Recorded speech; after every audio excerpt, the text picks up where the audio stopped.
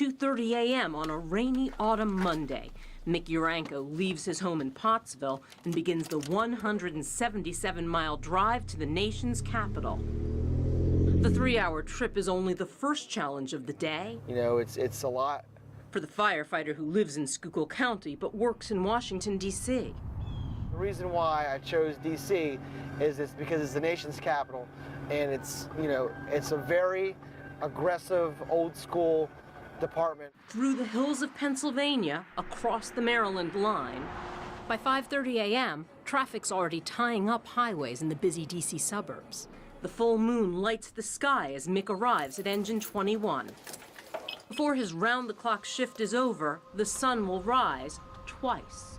Mick's not the only one making the long haul. Another Schuylkill County man works here at Engine 20 in Northwest Washington. Matt Swartz spends a lot of time behind the wheel, driving fire trucks and ambulances in the district and commuting from Ringtown, where he lives with his wife and kids. Oh, he almost got it. The travel takes a toll.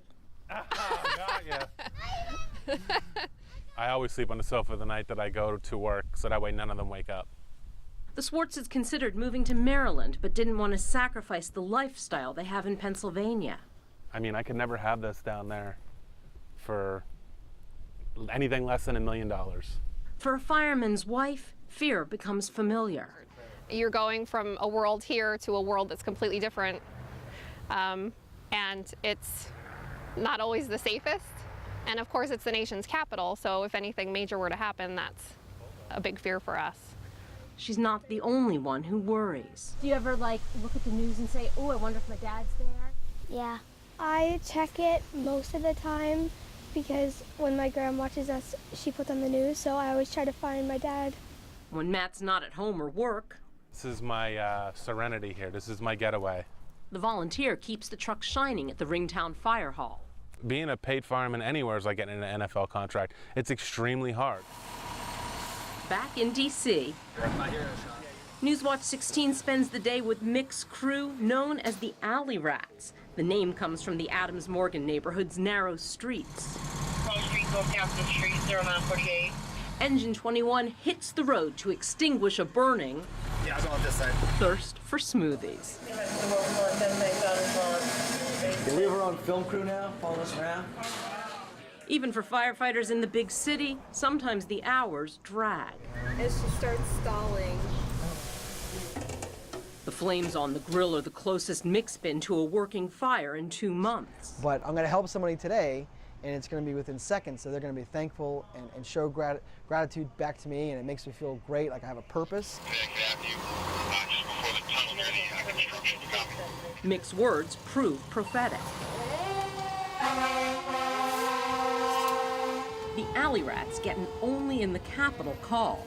A man on the bike injured at the National Zoo. The truck must maneuver through 5 o'clock traffic and a bumpy road closed for construction.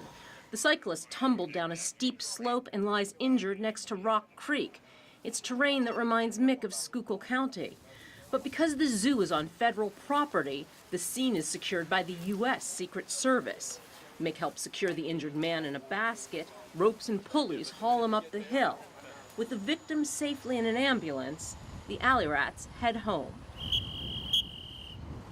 While Mick may not have his own family yet, these men feel like brothers. We cook all meals together.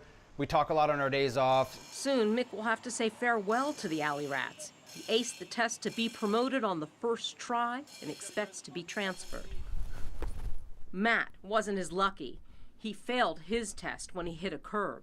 With more responsibilities, living a divided life gets harder. It's not that easy for us. It's not. His secret to survival? Gallons of iced tea. And knowing the punishing schedule provides a home for his family. All right, I'll be right back, baby. Big team effort. Yeah. 7 p.m., back at the firehouse, Mick's shift is only halfway done. For the next 12 hours, he'll be working on the ambulance, which means not much time for a nap. There was a couple of times where I told him, you know, instead of getting in your car and driving home, why don't you go upstairs and lay down, take a nap, and then go home. He didn't listen to me, but.